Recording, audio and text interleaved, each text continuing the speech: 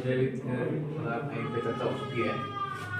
तो अपने जैविक खेती की जो आज ये स्पेशली क्लास है, अपने 2-3 चीजों पे चर्चा करेंगे कि जैविक खेती की आवश्यकता क्यों पड़ेगी, किसान करना क्यों चाह रहा है, या बाजार में ये जो समुद्र है या जो ये लाइन है ये बार बार क्यों आ रही है जैविक खेती की है, और अपने इसमें किस तरीके से जल्दी ढल सकते हैं, और इसमें करने में क्या क्या समस्या आएगी।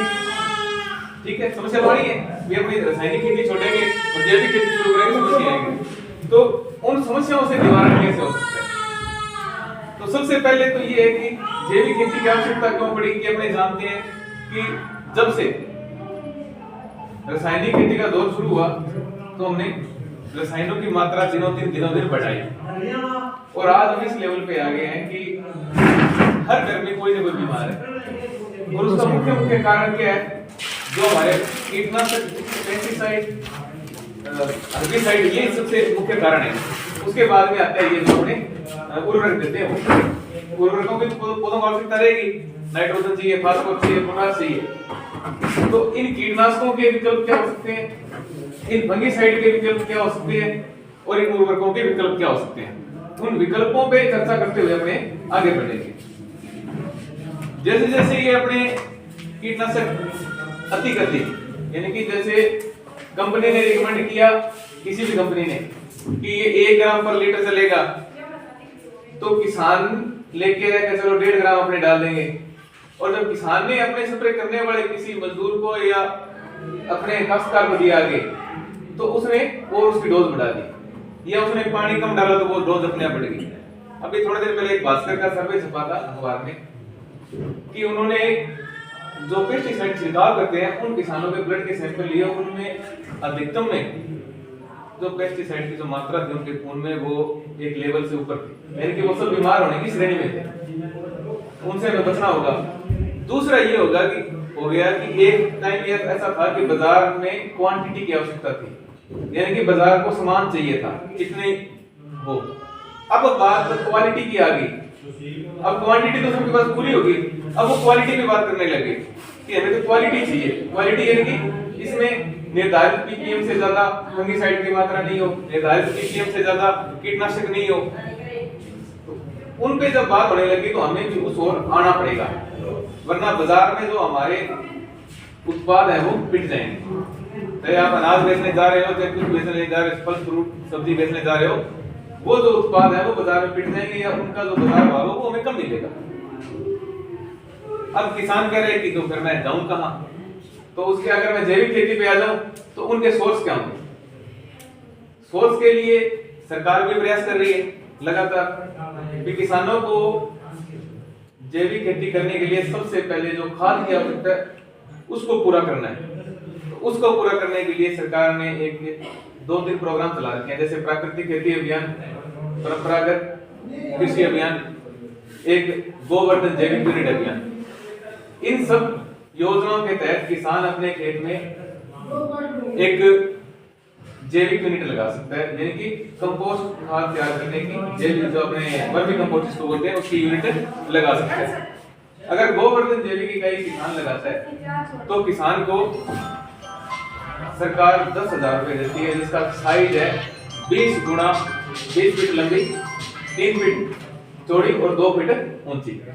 पीकेवीवाई योजना के अंतर्गत अगर किसान जैविक यूनिट बनाता है केंचुआ के लिए, तो उसका साइज जो है वो 7 फीट लंबा, 3 फीट चौड़ा और 2 फीट ऊंचा, ताकि वो एक अपने खेत से शुरुआत कर सके। जैसे जैसे उसके पास केंचुए बढ़ेंगे तो वो उसको और आगे भी बढ़ा सकता है। जो किसान साथी इसको बड़ा लेवल पे करना चाहते हैं तो वो शेड बना करके और उसमें बेड बना के अलग अलग उसमें भी कर सकते हैं। वो बड़ा शेड लगा लिया उसमें, यानी कि शुरुआत हमने छोटे लेवल से करते हुए इसको पूरे खेत में अप्लाई करना है। दूसरा, जैसे जैसे हम ये वर्मी कंपोस्ट डालते जाएंगे वैसे वैसे हमारी रासायनिक उर्वरकों की जो आवश्यकता है वो धीरे धीरे कम होती जाएगी।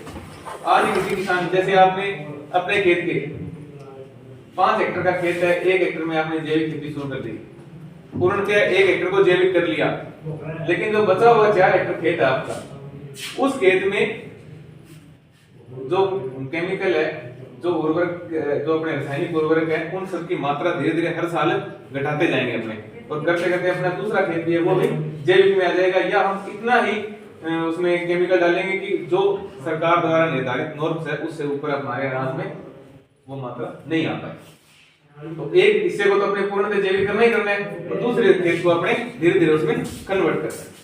अब जी करें क्या, तो एक तो वर्मी यूनिट लगा दिए अपने, केंचुआ खाद है, केंचुआ खाद के अंदर जो पोषक तत्व होते हैं उनकी मात्रा लगभग 3 गुना बढ़ जाती है। केंचुआ एक ऐसा जीव है जो अपने शरीर के भार के बराबर रोज खा सकता है, ठीक है, तो वो उतना ही खा रहा है और उतना ही वो मलमूत्र त्याग रहा है।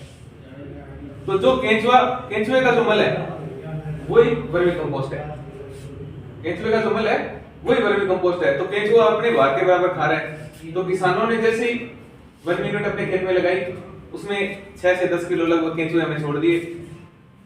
उसको एक पहले नीचे थोड़ा पुआल बिछा दिया, फिर उसमें गोबर डाल दिया, ऊपर केंचुए डाल दिए, ऊपर से उसको थोड़ी और कचरा वगैरह डाल दी, जैसे अपने पत्तियां और उसको अच्छे तरीके से बोरी से ढक दिया। अब उसके ऊपर हमने कोई पट्टी लगा के या शेड लगा के उस पर छाया कर रखी है। 2 से 3 माह के अंदर वो हमारी खाद है वो एकदम बिल्कुल तैयार होगी। अब उस खाद से देखेंगे तो हमें वो चाय जैसी दिखाई देगी, काले रंग की होगी, भुरभुरी होगी, ठीक है।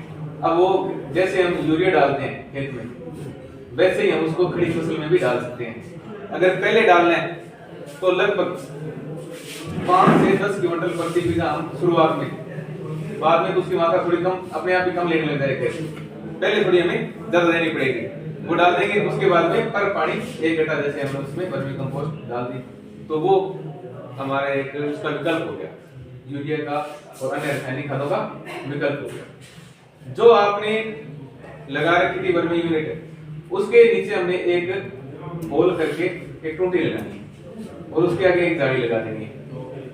जैसे उसमें से जो अतिरिक्त नमी होगी, पानी होगा, वो निकलेगा वर्मी यूनिट से, उसको वर्मी वाष्प बोलते हैं। वर्मी वाष्प 2 काम आता है। हम रासायनिक खेती छोड़ करके जब जैविक पे आ रहे हैं तो चीजें तो सारी चाहिएगी, बीज उपचार के लिए भी जैविक चीज चाहिएगी, गाज की जो खाद जो अपने देते हैं उसकी पूर्ति के लिए भी जैविक सिस्टम चाहिएगा, जो हमारे कीट आएंगे खेत में उसके लिए भी हमें जैविक उपचार चाहिएगा। तो जो वर्मी वाष्प निकल रहा है वो एक तो वर्मी वाष्प भी 2 तरीके से बनता है, एक तो स्पेशली वर्मी वाष्प के लिए यूनिट लगाई जाती है, और एक यूनिट हमारी जो वर्मी कंपोस्ट है उसमें से वर्मी वाष्प निकल रहा है। काम दोनों एक जैसे ही करेंगे। उसके लिए वो हमें ड्रम लगाना पड़ता है, और ड्रम में एक ड्रम लगाना है, उसमें सबसे पहले नीचे थोड़ा कंकड़ डालने, उसके ऊपर थोड़ी ग्रीट टाइप डालनी है, फिर उस पे बालू रेत डालनी है, फिर उसके ऊपर हमें गोबर डालना है, उसको लगभग ऊपर तक भर लेना गोबर से, और उसके अंदर केंचुए छोड़ देने 2 से 3 किलो एक ड्रम में केंचुए छोड़ देना, और उसके ऊपर कोई एक प्लास्टिक का या मिट्टी का बर्तन लगा देना उसके ऊपर, और उसमें छेद कर देना है, या कोई जैसे बूंद बूंद पानी उसमें गिरता रहे, और ये 24 घंटे में लगभग 3 लीटर पानी गिरे उसमें, तो उससे लगभग 2.5 से 3 लीटर हमारे पास डेली वर्मी कंपोस्ट तैयार होगा। अब अगली जैसे अपने वर्मी कंपोस्ट बना ली, अब वर्मी कंपोस्ट कोई किसान नहीं सेट कर पाया तो हम सीधी कंपोस्ट बना सकते हैं, गोबर की खाद खेत में दे सकते हैं, उसके अलावा हरी खाद दे सकते हैं। हरी खाद भी आप जैसे अपने ढेंचा की फसल है, अपने यहाँ का पीएच ज्यादा है, ढेंचा का पीएच थोड़ा कम होता है, तो जैसे अपने ढेंचा की खाद को खेत में मिलाएंगे तो कुछ लेवल तक हमारे जो खेत का पीएच है वो डाउन रहेगा, और जब खेत का पीएच कुछ डाउन रहेगा तो जो खेत में पोषक तत्व पड़े हैं उनकी जो उपलब्धता है वो बढ़ेगी। जैसे जैसे जमीन का पीएच बढ़ता जाता है, पोषक तत्व अवेलेबल होने के बाद भी पौधों को नहीं मिल पाते हैं। उसके अलावा जैसे इलेक्ट्रोवेक्टर की हमने बात की है, इलेक्ट्रोवेक्टर से बीज उपचार कर सकते हैं, राइजोबियम से बीज उपचार कर सकते हैं, राइजोबियम से हम बीज उपचार करते हैं दाल वाली फसलों का। जितनी भी हमारी दाल वाली फसलें हैं उन सबका जो बीज उपचार करेंगे वो राइजोबियम से, राइजोबियम कल्चर से करेंगे।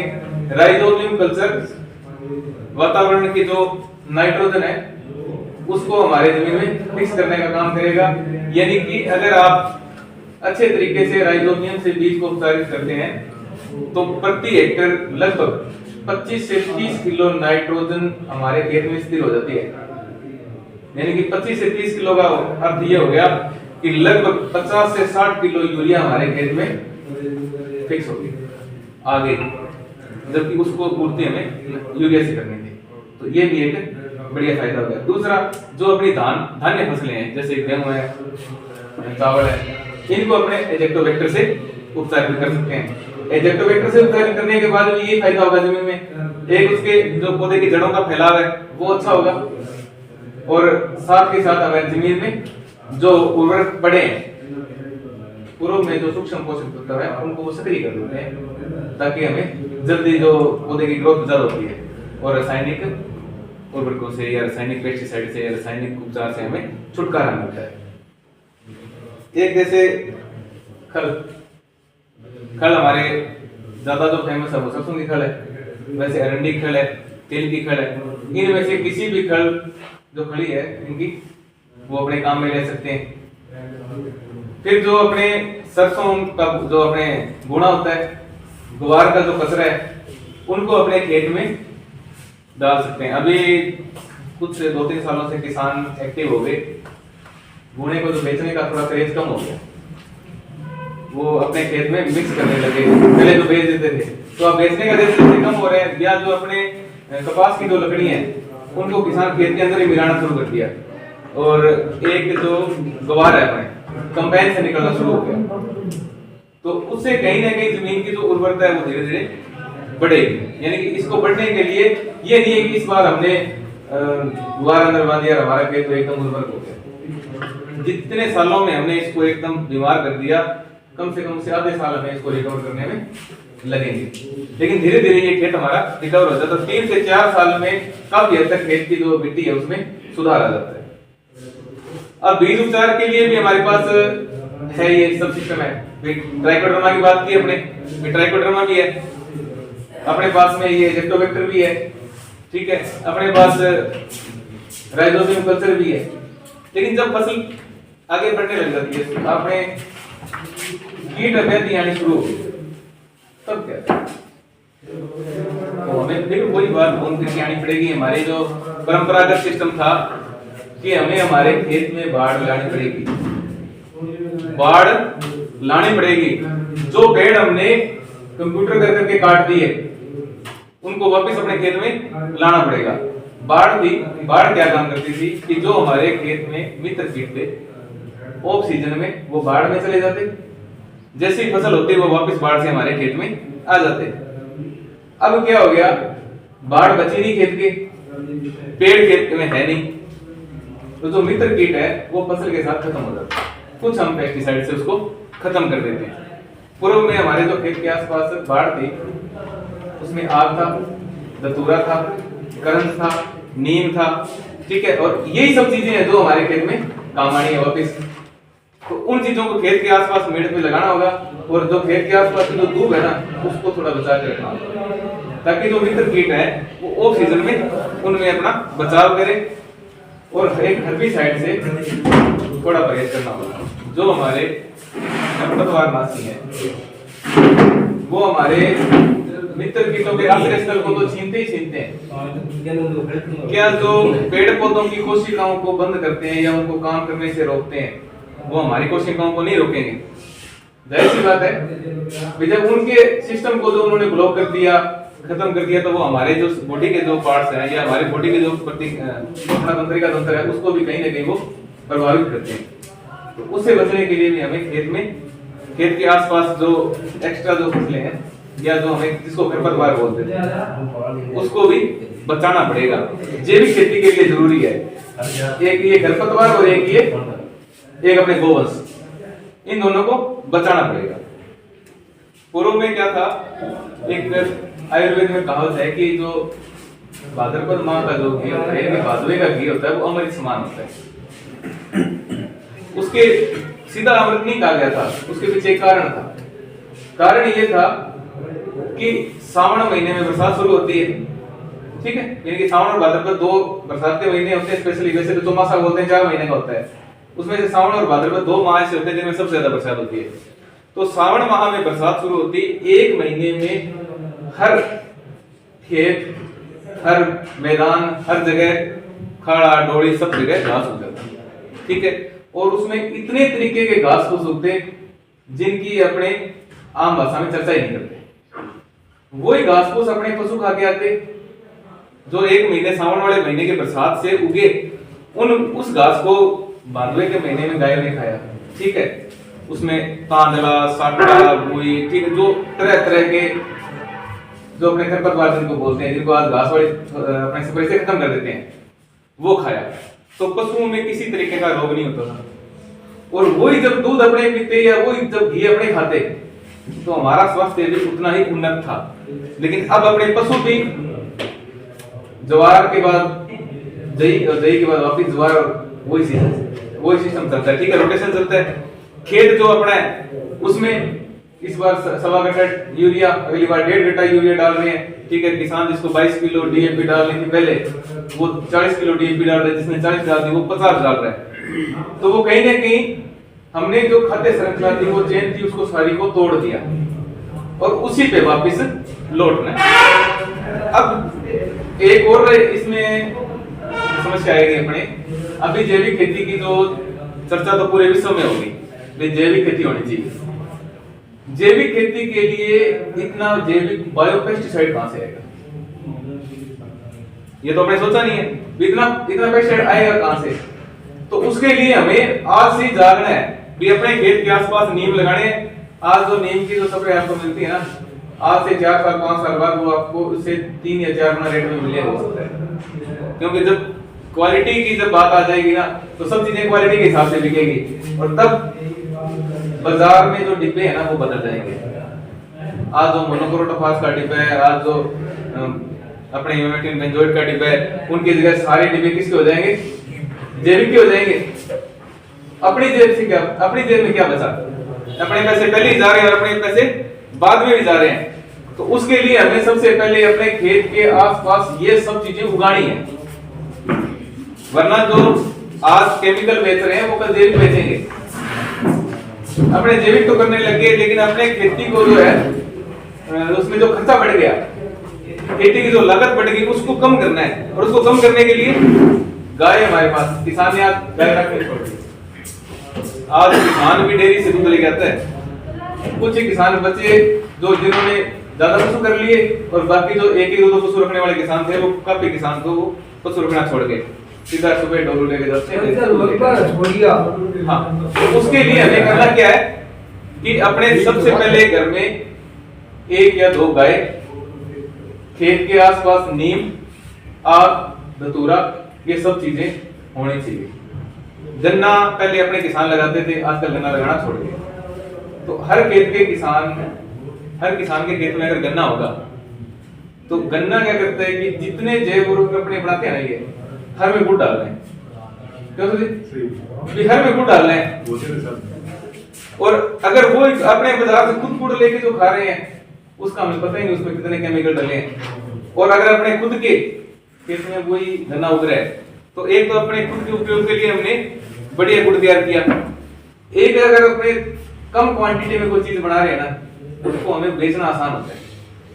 आज किसान के पास 5 तरीके की फसलें थोड़ी थोड़ी है ना, तो वो उसके आसपास बिक जाएगी। और जब उसके लार्ज स्टॉक में जब बड़ा स्टॉक होता है ना, फिर उसको बेचने के लिए बड़ा बाजार देखना पड़ता है, उसको वहां पूरा बाजार भाव नहीं मिले।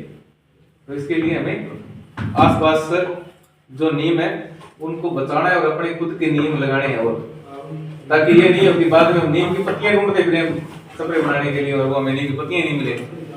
नीम की पत्तियां आज भी नीमच मंडी में जाओगे तो आपने देखा होगा कभी 2,500-3,000 की क्विंटल बिकती है वहां, ठीक है। आज बिक रही है जब लगभग शायद 1 या 2% किसान भी जैविक खेती नहीं कर रहे। जब ये रेशो बढ़ता 30, 40, 50, 60, 70 पे आएगा, तब उसकी डिमांड कितनी होगी? तो वो जो अपने खेत में नीम खड़े है ना, वो भी अपने इनकम का सोर्स बन जाएंगे, अपने खुद के काम में लेके एक्स्ट्रा में बेच सकते हैं। तो इनमें मैं तो आपको थोड़ा सा बता देता हूँ। जैसे एक तो जीवामृत है, जीवामृत भी आपने काफी नाम सुना होगा। जीवामृत में 10 लीटर गौमूत्र, 10 किलो गोबर, 1 किलो बेसन और 1 किलो के लगभग आधा किलो से 1 किलो अपने जैविक मिट्टी लेनी है, ठीक है, प्राकृतिक मिट्टी लेनी है, यानी कि ऐसी मिट्टी जिसमें सूक्ष्म पोषक तत्वों, सूक्ष्म जो जीव है उनकी मात्रा बहुत ज्यादा हो। वो मिट्टी हमें कहाँ मिलेगी? या तो अपने खेत में, जैसे कोई अपने गांव में छप्पड़ पे जो पीपल लगा हुआ है उसके आसपास मिलेगी, या अपने खेत में अपने कोई साइड में जगह छोड़ रखी है जहाँ पर जैसे कमरे कुमरे के या अपने हारसंद खड़े करते हैं, वहां अपने पेस्टिसाइड या रासायनिक नहीं डालते, उस जगह के आसपास की जो मिट्टी होती है उनमें अपने को सबसे ज्यादा सूक्ष्म जीव मिलेंगे, वो उसमें डाल रहे हैं और 200 लीटर पानी डाल रहे हैं और उसको रोजाना हिलाना, उसको छाया में रखना है, रोजाना इसको हिलाना, क्लॉकवाइज एंटी क्लॉकवाइज, यानी कि घड़ी की सुई के हिसाब से और दिन में लगभग 2 से 3 बार। और ये जो सिस्टम है ये 5 से 7 दिन में आपका लगभग तैयार हो जाता है। बाकी थोड़ा मौसम पे डिपेंड करता है, जैसे ज्यादा ठंड का मौसम है तो 10 दिन और गर्मी का मौसम है तो 4 से 5 दिन में। इसको तैयार होने के बाद में अपने को 7 दिन में काम करना है। 7 दिन के अंदर जैसे अपने 1 बीघा की बात करें तो लगभग 100 से 150 लीटर इसको अपने 1 बीघा में चला दें। जब ये अपने पानी लगा रहे हैं उसकी टूटी खोल दें जिस तरह में बना रखा है और वो अपने पानी के साथ चला गया और वो अपना जीवामृत खेत में उन सूक्ष्म जीवों में संख्या में वृद्धि करेगा जो अपने खेत में बहुत कम मात्रा में रह गए।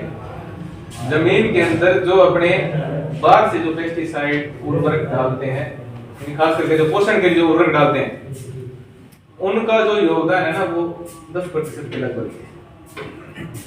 काम उन्हीं ने करना है जो सूक्ष्म जीव जमीन में है।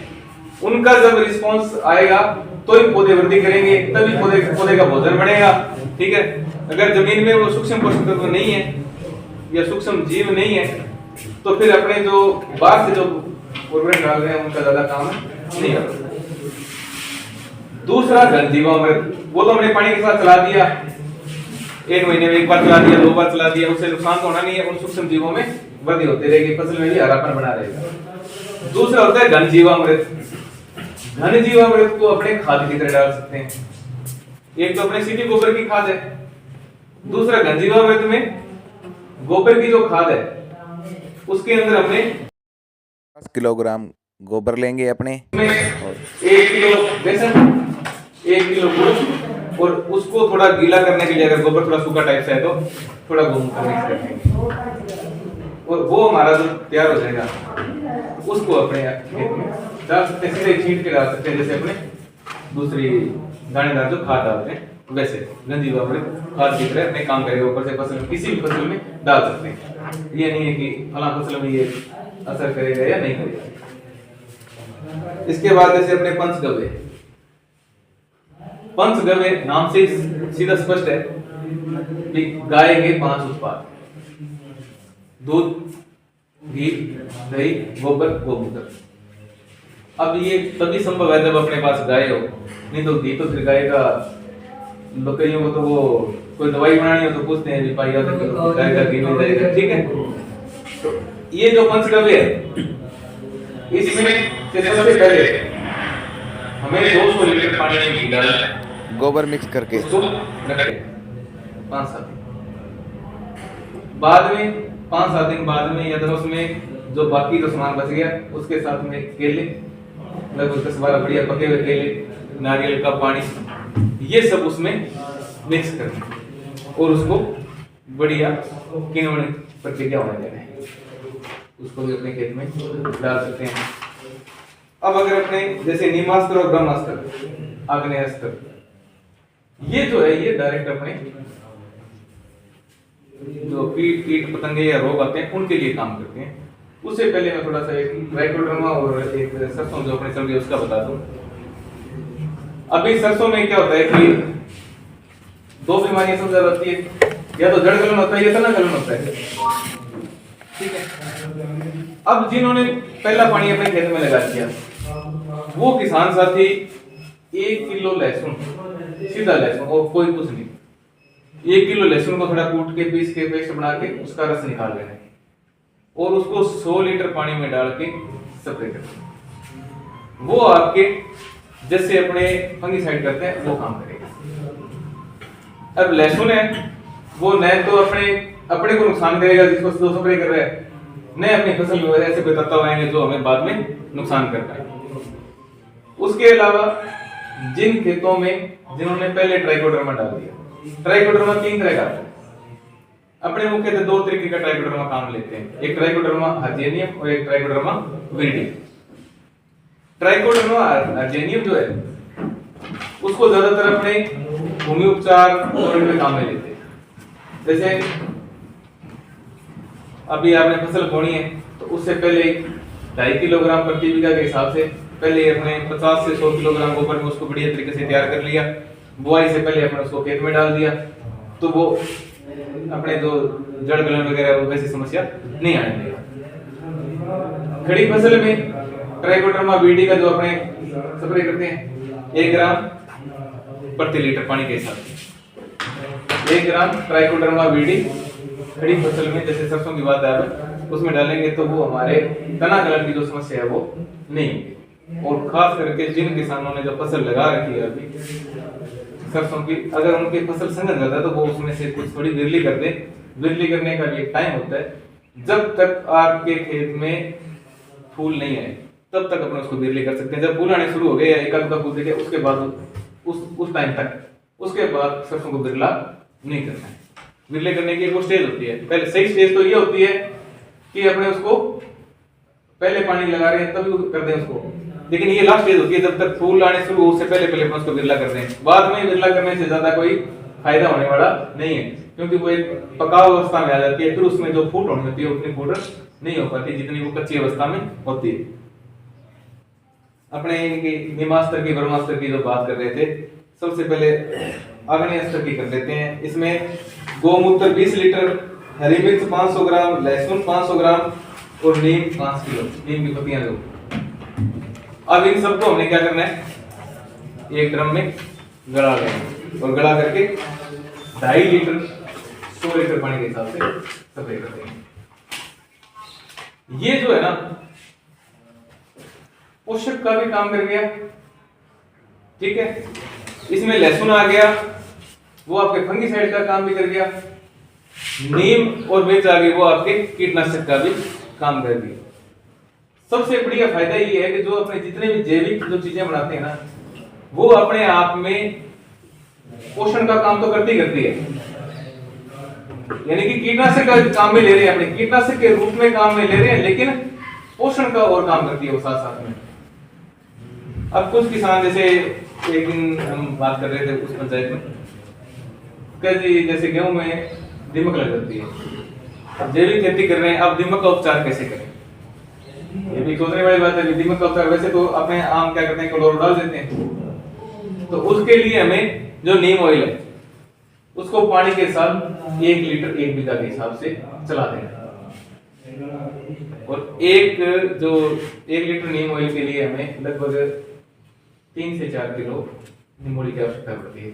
निमोली में लगभग 25 से 35% के आसपास तेल निकलता है और उसमें 0.2 से 0.6% अजाडी रेक्टिन होता है। तो आपने कभी सुना होगा, जैसे नीम वाले स्प्रे ले जाते हो, इतने ppm अजाडी रेक्टिन या इतने % अजाडी रेक्टिन, तो वो अजाडी रेक्टिन नीम के अंदर ही, नीम के तेल में होता है अजाडी रेक्टिन। तो नीम तेल बाजार में सीधे मिल जाता है, अजाडी रेक्टिन एक स्प्रे के रूप में, जैसे इस कंपनी के रूप में आता है। तो गेहूं में या किसी भी फसल में दीमक के उपचार के लिए 1 लीटर नीम ऑयल पानी के साथ चला देना, तो वो दीमक का उपचार हो जाएगा। उसके अलावा जो ब्रह्मास्त्र है उसमें भी यही है, 10 लीटर गोमूत्र, 3 किलो नीम, 3 किलो करंज, और इनमें जो ये पत्तियां दिखा रखी है ना, धतूरा, आक, ये अपने एक जो नींबू वर्गीय फल है ना, उनको छोड़ के कोई पत्तियां ले सकते हो आप।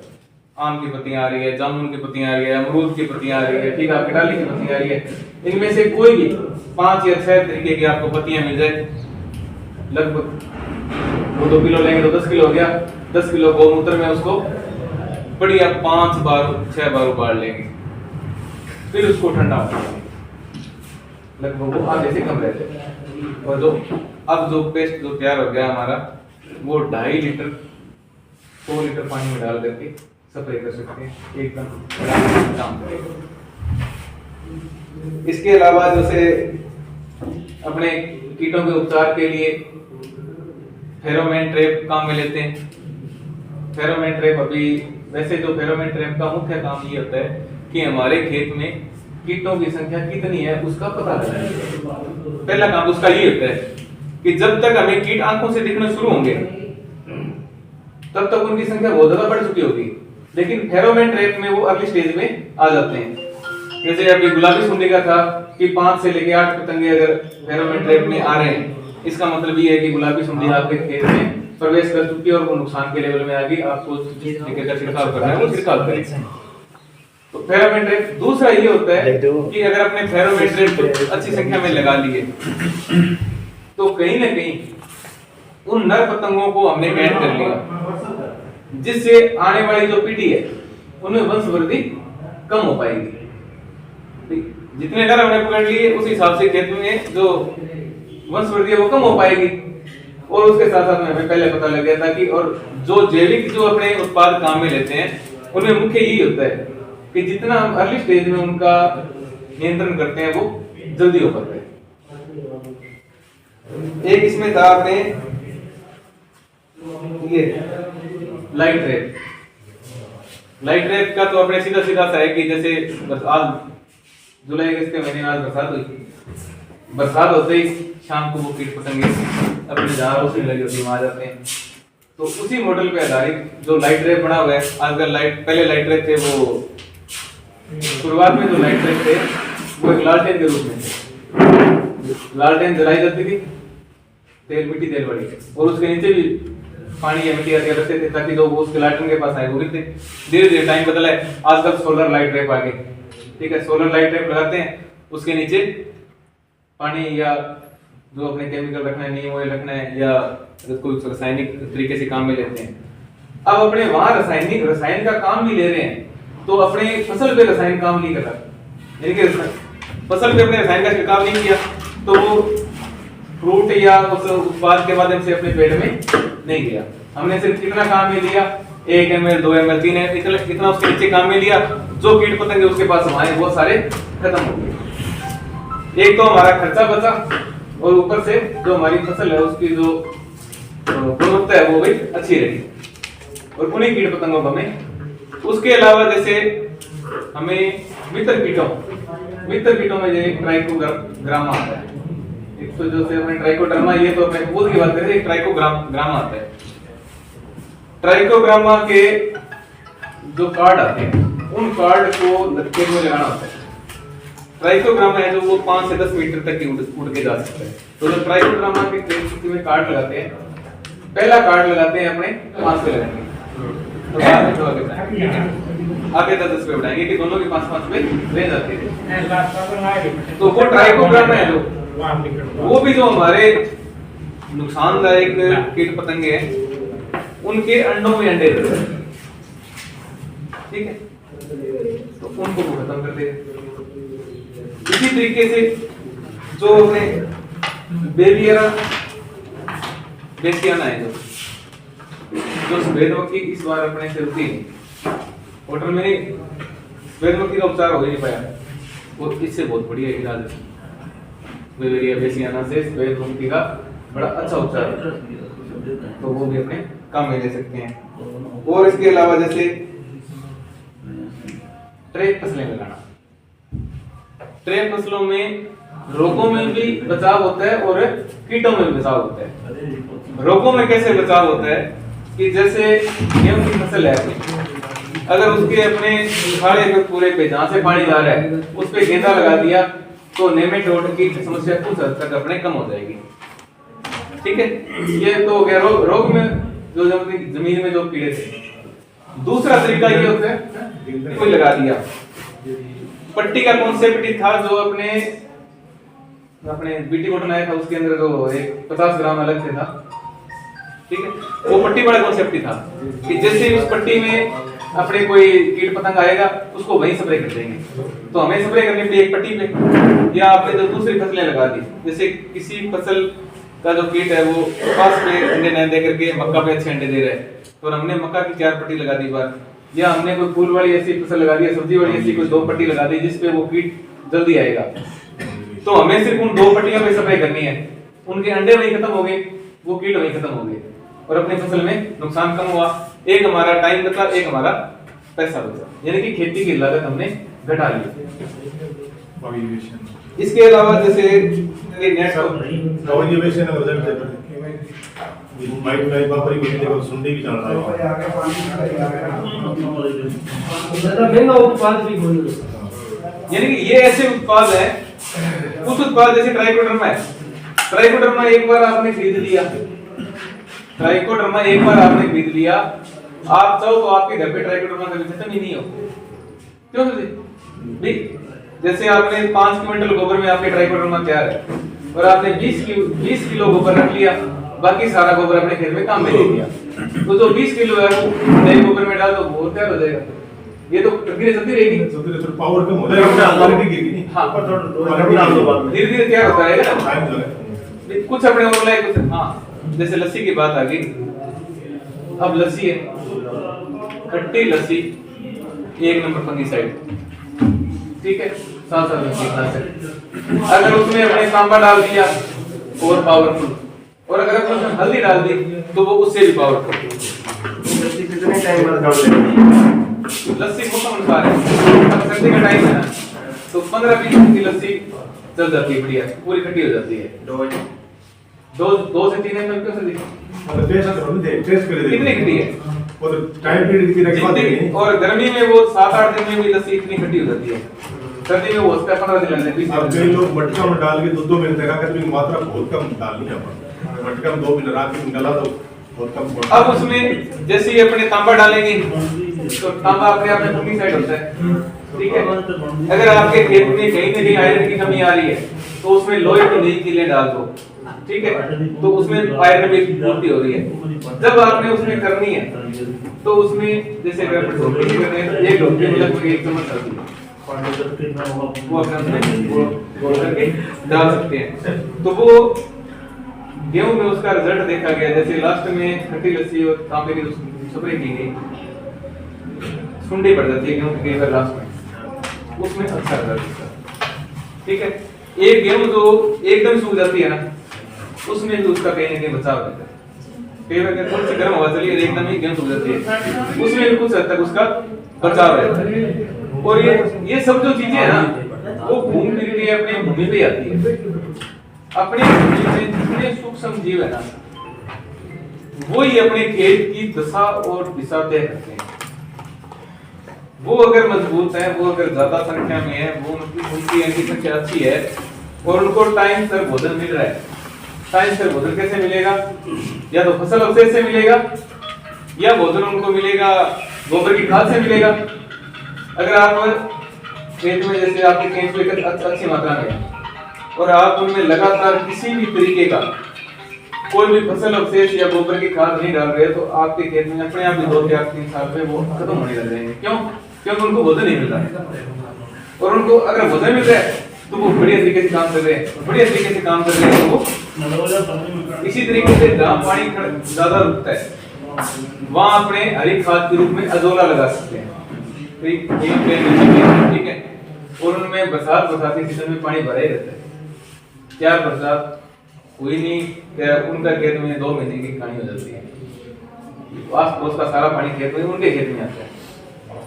तो वो किसान क्या कर सकते हैं कि अपने खेत में अजोला लगा सकते हैं। वैसे तो अजोला की इकाइयां लगाते हैं लोग अपने पशुओं को देने के लिए, पर पशु लोग रोजाना 1 किलो 1.5 किलो अजोला देते हैं, वो 1 इकाई लगाते हैं, उतना उसमें से निकल जाता है। अजोला एक ऐसा सेवा कह सकते हैं जो हरी खाद के रूप में 1 नंबर काम करता है, जहां पानी खड़ा रहता है। दूसरे में तो जैसे अपने गुआर से बना सकते हैं या अपने ढेंचे से हरी खाद तैयार कर सकते हैं, जहां पानी खड़ा रहता है, ये तो वहां अपने अजोला लगा करके भी हरी खाद तैयार कर सकते हैं। यानी कि कहीं ना कहीं अपने जमीन को है ना, वो इस तरीके से उर्वर रखना है, जितनी जमीन उर्वर होगी उतना ही अपने खेत में कीटों का प्रकोप कम होगा। जैसे एक स्वस्थ व्यक्ति होता है वो बीमार कम होता है, और एक कमजोर व्यक्ति होता है वो हर छोटी सी गर्मी सर्दी धूप छाया जब निकल गया बाहर वो बीमार हो जाएगा। वैसे ही अपना खेत, तो इसलिए अपने मिट्टी को सबसे पहले उपजाऊपन है जो उसका उन्नत बना के रखना है, उत्तम बना के रखना है। जैसे जैसे अपनी मिट्टी उत्तम होती जाएगी, पूर्व के समय में या अभी आप जो जंगलों में देखोगे, जंगल में कौन स्प्रे करता है? किसी कीटनाशक की स्प्रे की जाती है, वहां जो सभी वनस्पति हैं वो फलती फूलती सब बढ़िया तरीके से चलती है। कारण क्या है कि वहां की जो मिट्टी है ना उसमें वो सब तत्व मौजूद है, वो सब सूक्ष्म जीव मौजूद है कि वो खुद ही खाद बनाते हैं। ये सूक्ष्म जीव है जिसमें कोई जमीन में जो कचरा गया उसको उन्होंने खाद में परिवर्तित कर दिया। और जैसे जैसे ये अपने केमिकल घटाएंगे ना वैसे वैसे इन एक सर वो अपने क्राइसोपा पारदर्शी पंखा वो आते हैं पारदर्शी पंखे तो याद आ रहा है। ये क्राइसोपा है, ठीक है। क्राइसोपा अपना मित्र कीट है। वैसे लेडी बर्ड बीटल जो वो लाल सी मुंडी सी आती है वो शुरू से जाती है। हां लेडी बर्ड बीटल वाली बात बताइए नहीं अठे गए थाने लिख मिसल कर लिया सरावाला असलियत है इवन की गोलू वाला भी थाली साइड कणक में स्प्रे करे सारा बड मतलब का सुंडी आ एक्चुअल में बा लेडी बर्ड बीटल की गर्भ हो गए बिल्कुल सुंडी की तरह हुआ आगू पतली लारू पतली बिचारू थोड़ी सी मोटी वो आपनो मीटर कीट है जको कणक पर एसिड लगे नहीं बिना खान का तरह और आपन लट समझ के हरा स्प्रे करे बड तो कणक पर झटता ही मारो विचार है ये इंसेक्टिसाइड तो करो ही करनी नहीं है कदी एक लेडी बर्ड बीटल से एक दिन में लगभग 12-15 तक पे कई बार वीडियो ग्रुप में डाली एक गर्भ है एक दिन में एक बाल तैयार कर दिए और दीजिए चलो तो कहने के लिए क्या करें भाई नहीं तो भाई तो कंट्रोल कर ला खुद ही कर दो वो तेलर खा दे सब लेडी बर्ड बीटल है ना उसका भोजन ही ये कई बार हमने ग्रुप में वीडियो डाला है ठीक है वो आराम से बैठी बैठी ना उसमें खा रखा है एक तो आराम इसको आराम से बोलते हैं अच्छा बस एक ट्रेड तो एक एक स्प्रे करती है ठीक है और अगर अपने स्प्रे करती क्या होता है हमें थोड़ा सा अपने खेत में भी संग आता है ना और रुपये 2 मिनट रुपये उस टाइम थोड़ा सा वेट करना ठीक है। वेट करने का मतलब ये होता है कि जहां भोजन आ गया ना उसके पीछे पीछे उसको खाने वाले भी आ जाएंगे ठीक है। जैसे जैसे भोजन खत्म होगा वैसे वैसे उसको खाने वालों की संख्या धीरे धीरे अपने आप ही कम हो जाएगी। ये जंगल का भी नियम है कि जो जितना किसी चीज का जो संतुलन बनाने के लिए प्रकृति संतुलन बनाने के लिए अपने आप जहाँ वो अपने मच्छर आएंगे वह उसको खाने वाले कीट भी आएंगे। लेकिन अपने क्या है कि जो खाने वाले कीट आते हैं उनकी संख्या कुछ कम मात्रा में होगी और कम ही होगी। अगर जंगल में जितनी लोमड़ियां घूमती है या जितने कोई अपने कह रहे हैं कि हिरण घूमते हैं उतने अगर शेर हो जाए तो क्या उनको भोजन मिल पाएगा? नहीं मिलेगा, साधारण सी बात है। तो इसी तरीके से जो अपने मित्र कीट है ना जो उनको बचाने के लिए एक तो हमें स्प्रे करते समय थोड़ा ध्यान रखना चाहिए। एक कृषि विभाग की तरफ से जब भी हम बैठ के करते हैं और जिस सीजन में बैठक करते हैं उस सीजन में जो लगने वाले कीट होते हैं उनकी हर बार आपको बताते हैं कि फला कीट जब एक पत्ती पे इतनी संख्या में आए तभी वो आपके आर्थिक हानि स्तर से ऊपर है, उससे नीचे है तो वो आपको आर्थिक रूप से हानि नहीं पहुंचा रहे, क्योंकि उनका जो कंट्रोल है वो जो अपने मित्र कीट है वो अपने आप ही कर देंगे। पर अपने क्या है कि एक कई पतंगा देखा नहीं ढोलकी उठाई और स्प्रे कर दी क्या मैं देखो पिछले साल में आया कि भाई फसल खराब होगी क्या है और वो ऐसे करते वो ढोलकी उठाई कर दिया। तो हमें थोड़ा सा वेट करना है। जब हम जैविक खेती की बात करते हैं ना या प्राकृतिक खेती की बात करते हैं, प्राकृतिक खेती या जैविक खेती का अर्थ क्या है? प्राकृतिक का तो सीधा सीधा अर्थ ये है कि जो प्रकृति है वो अपने आप सब चीजों को समेट लेगी, रोग ही वो फैलाएगी, रोग को खत्म करने वाले जो जनक है या जो प्रक्रिया वो भी खुद पैदा करेगी, जो कीट हमारे नुकसान करने वाले हैं उनको खत्म करने वाले भी ठीक है। सिस्टम तो ठीक था। जैसे हमने केमिकल का प्रयोग किया तो हमारे जो मित्र कीट घटे, जब शेर में जंगल में से शेर को डालेंगे ना तो जो जिन जानवरों को शेर खाता है उनकी संख्या अपने आप बढ़ जाएगी। अब वो वैसे शेर उसको संतुलन बना के रख रहा है, उनको बढ़ने नहीं दे रहा, वो इतने बढ़ पाते हैं। शेर का जंगल भी शेर नहीं बचता है, शेर का भी जंगल बचता है। हां, शेर का भी जंगल बचा हुआ है, ठीक है, वो एक बैलेंस बना हुआ है। तो हमने जैसे केमिकल खेती की उसमें से जो जमीन के जो हमारा केंचुआ था उसको हमने भगा दिया, जो माइक्रो सूक्ष्म, जैसे आज अपने माइक्रोराइजर ला के डालते हैं, वो माइक्रोराइजर हमारे जमीन में पूरे में अवेलेबल था अपने आप। तो ये चीजें जो थी, ये सूक्ष्म जीव थे, ये अपने आप अपना काम कर रहे थे। बिना मोबाइलिटी है, बिना भी। अब ये जो ਪੁਰਾਣੀ है ना, ਪ੍ਰੋਗਰਾਮ ਆਪਾਂ ਯੂਜ਼ ਕਰ ਲਿਆ। हाँ जी, तुम्हारा पुरानी लोग मतलब जिਵੇਂ ਆਪਾਂ ਖੇਤ ਚੱਕ ਲਾ ਕਰਵਾਤੀ वो तो सब कुछ खत्म हो गया। सब कुछ खत्म नहीं हुआ, लेकिन जो ऊपरी परत जो था वो गया। जितनी जितनी जमीन हीट होगी उतने दूर में वो गया, और उसको वापस रिकवर होने में कई साल लग जाएंगे। हाँ टाइम बहुत लगा। हाँ, उसको रिकवर होने में पराली कई साल लग जाएंगे। अच्छा, एक अब और, जैसे अपने इसमें चल रहे थे कि जैविक उत्पाद कौन कौन से अपने काम में लेता है, तो उसमें एक जो गोबर गैस प्लांट है उसकी जो सैलरी है, एक तो अपने जैसे उसी गोबर को फेफड़ियां छाने जो बना के अपने जला दिया। अपने को देखो ऊर्जा की आवश्यकता है, और इसमें एक ऊर्जा में एक बात और भी करना चाहूंगा आगे आपसे इसी बात में। ऊर्जा की आवश्यकता है, अपने पास क्या बनाई, फेफड़ियां बनाई, जो बनाई जला दिया, तो अपने पास क्या बची, राख बची सिर्फ। जबकि अपने उसमें प्लास्टिक आने लगे सीधे, हाँ गोबर गोबर गैस है ना, प्लास्टिक आने लगे। जैसे अपने प्लास्टिक की टिकियां बनाते हैं किसान, वैसे वो प्लास्टिक आने लगे। उनका सेटअप ट्रांसपोर्टेबल होता है, जहां मर्जी उसको अपने रख लें, ठीक है, पोर्टेबल। और एक बार रख के अगर उसको अपने ज्यादा नहीं लाइट हुए तो इधर उधर सुनने में आया कि वो 15-20 साल तक भी चल जाते हैं, तो 10-12 साल तो कंफर्म है ही इनका। तो उनमें जो सैलरी बचती है उनमें से 25% जो 30% सामान तो अपने उसमें ऊर्जा के रूप में चला जाता है।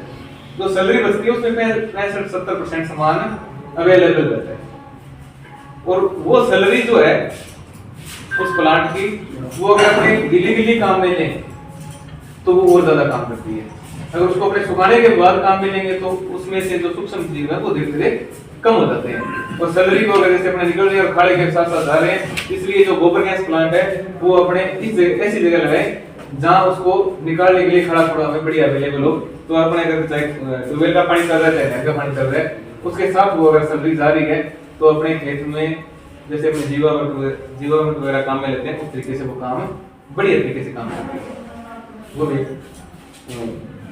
एक और क्या कह रहा था मैं, पेड़ों की बात कर रहा था, जैसे ऊष्मा ईंधन की बात कर रहे थे। आने वाला जो समय है ना, जो अपने आज पेट्रोलियम ईंधन काम में ले गए, इसकी एक लिमिटेड टाइम में ये खत्म होना है, कंफर्म है। अगर लिमिटेड टाइम में खत्म होना है तो कहीं ना कहीं अपने को ये चिंता होनी चाहिए कि आने वाले टाइम में अपने को जलाऊ लकड़ी की सबसे ज्यादा दिक्कत होने वाली है। और जलाऊ लकड़ी आज हमारे पास टाइम है, वे आज अपने पास जलाने के लिए एलपीजी गैस उपलब्ध है, तो आज पेड़ों पे जो भार है वो कम है। और अगर अपने ज्यादा से ज्यादा पेड़ लगा करके ऐसे पेड़ लगा लें वो कहीं ना कहीं अपने खेत में जैव उर्वरक बनाने में भी काम आ जाए और उनसे अपने ईंधन के लिए लकड़ी भी तैयार हो जाए। तो ये नहीं हो कि अपने अगले आने वाली पीढ़ी हो उसको पेट्रोलियम ईंधन है वो पूरा वैसे मिले नहीं और खेत में पेड़ हमने छोड़े नहीं। तो कहीं ना कहीं उस तरफ भी हमने ध्यान देना है। और ये जो है ना, आने वाले 20-30 साल में ये समस्या अवश्य आएगी कि जलाऊ लकड़ी है उसके अपने सोलर से और से कहीं ना कहीं चलो कोई व्यवस्था हो बनती अच्छी बात है, लेकिन जलाऊ लकड़ी का कोई दूसरा विकल्प नहीं मिलेगा जल्दी से। कोयला भी खत्म हो रहा है और पेट्रोलियम ईंधन है वो भी खत्म हो रहा है। तो इस तरफ भी अपने को सोचना होगा। तो कहीं ना कहीं अपने प्रकृति की ओर लौटना होगा। दूसरा, अपने ऐसे खेत में अलग अलग पक्षियों के बैठने के लिए भी वो लगाने पड़ेंगे। कोई बांस लगा दिया, कोई तार लगा दी जिसमें वो पक्षी बैठ सके। अगर पक्षी हमारे खेत में बैठते हैं तो कहीं ना कहीं कुछ हद तक वो अपने कीट पतंगों को कंट्रोल कर देते हैं, क्योंकि पक्षियों का मुख्य भोजन ही कीट पतंगे। तो अगर अपने खेत में बैठने के लिए उनको कोई जगह नहीं छोड़ी और खेत में हर तीसरे चौथे दिन अपने कोई ना कोई केमिकल डाल देते हैं, तो वो बेचारे खाद्य श्रृंखला से एक अलग हटते जाते हैं। जैसे गिद्ध खत्म हो गए खेतों में, जो अपनी छोटे बड़ी चिड़िया थी वो आजकल गाँव में रहेगी, खेतों में वो चिड़िया नहीं मिलती है, क्योंकि जिस सुंडी को उसने खाया, जिस कीट पतंगे को उसने खाया, उसके ऊपर अपने पहले ही केमिकल डाल रखा था, तो वो कितने दिन सर्वाइव करेगी? एक पीढ़ी सर्वाइव करेगी, 2 पीढ़ी बाद में उसको खत्म होना है। तो धीरे धीरे वो चीजें खत्म हो रही है। तो प्रकृति को हमें थोड़ा बचाना है और अपने जो परंपरागत जो खेती की विधियां थी उनके ओर लौटना है और बाजार पे अपनी निर्भरता कम करनी है। आज जो अपने आसपास लोग जैविक खेती कर रहे हैं जो अग्रेसिव किसान है, जो प्रगतिशील किसान है, वो अपने साथ टेक्नोलॉजी साझा कर रहे हैं, ठीक है। तो जब 5-4 साल बाद जब ये दौर पूरा जैविक में कन्वर्ट हो जाएगा ना, तो जो उनकी जो पद्धतियां हैं, जो उनकी विधि हैं, वो फिर पेटेंट कराएंगे और वो अपने साथ शेयर नहीं करके वो अपने को बेचेंगे, वो अपने साथ शेयर नहीं करके अपने को वो बेचेंगे। तो हमें बाजार है ना, वो बाजार बहुत जल्दी बदलता है। आप अगर बदलने में साल लगाओगे ना, तो बाजार 2 महीने में चेंज हो जाता है, 1 महीने, ठीक है, बाजार चेंज हो जाता है। तो जब तक आप बाजार ये सोचोगे ना जैविक, तब तक बाजार पूरा जैविक से भर जाएगा और आप फिर वो पहले 2 घंटे कंपोस्ट के दे दे, 2 लीटर सुडोमोनास दे दे, 10 किलो ट्राइकोडर्मा दे दे, वो फिर डटोबो को वही आ रहा है। सब फिर अपनी लागत नहीं घटी, लागत हो सकता है और बढ़ जाए, क्योंकि ये चीजें जब रसायन बनाना आसान होता है हमेशा, जब एक बार रसायन की कोई टेक्नोलॉजी आ जाए ना, उसको बनाना आसान होता है। लेकिन जो जैविक जो चीजें है ना, अब नीम की जैसे अपने पास 100 पेड़ थे, अपने सारे पत्ते तोड़ लिए, तो पत्ते तो सीजन आएगा तो नहीं आएंगे, ये तो है नहीं कि कल ही और नया पेड़ खड़ा करके अपने पत्ते लगा लेंगे। तो प्रकृति के साथ जो चीजें होंगी ना, वो चीजें फिर अपने और महंगी मिलेंगी। इसलिए आज से ही अपने को तैयार होकर के और अपने आप को अपने चक्र में, अपने आसपास के किसानों के बीच में मॉडल बनाना है, ताकि आपको देख करके आपके आसपास के जो किसान हैं वो मोटिवेट हो जाए, वे आपको वो एक आदर्श मानते हुए, आपको एक मॉडल मानते हुए, जो आपके आसपास के 10-20 किसान एक्टिव हो जाए, वो आपकी कॉपी करने लग जाए, जैसा आप कर रहे हो वो वैसा करने लग जाए। तो यूं मानो कि 1 से 10, 10 से 100, और फिर वो मल्टीप्लाई तो वैसे ही होंगे, ठीक है। और धीरे धीरे करके किसानों की जो हालत, माली हालत है, उसमें भी सुधार होगा। खर्चे, फसल भले ही अपनी उतनी हो, लेकिन उसमें जब खर्चा घटता है तो अपने जो लाभ है वो अपना बढ़ जाता है। 1 लाख की फसल में अपने जहाँ 60,000 खर्चा कर रहे थे, वहां अपने 30,000 का खर्चा कर रहे हैं, तो अपनी 30,000 इनकम बढ़ेगी, और उसी को अपने बढ़ाना है। दूंगा कि हम हर मीटिंग में आपको पेन डायरी बांट देते हैं, ठीक है। जब भी कोई भी मीटिंग होती है, किसी भी तरीके की किसान गोष्ठी होती है, तो इन डायरियों को आपने मुख्य रूप से एक काम में अवश्य लेना है कि जैसे अपने बात कर रहे हैं तब तो कोई प्रश्न नोट कर लिया कि मेरे दिमाग में ये प्रश्न आया, बाद में अपने पूछ लेते हैं। दूसरा, इस सीजन आप अपने खेत को 2 भागों में बांट रखा है, 3 भागों में बांट रखा है, भाई ये मेरा पूर्णतया रासायनिक खेत है, ये मेरा पूर्णतया जैविक खेत है, और ये खेत मेरा अर्ध रासायनिक और अर्ध जैविक है, यानी कि कुछ इसमें रसायन डालता हूँ, कुछ इसमें जैविक उत्पाद डालता हूँ, तो मिक्स डालता हूँ। तीनों का आप एक कैलेंडर तैयार करें, भाई इसमें मेरा इस साल इतना खर्चा हुआ और इतना प्रॉफिट हुआ, इसमें मेरा इतना खर्चा और इतना प्रॉफिट हुआ, रासायनिक वाले में इतना खर्चा और इतना प्रॉफिट हुआ।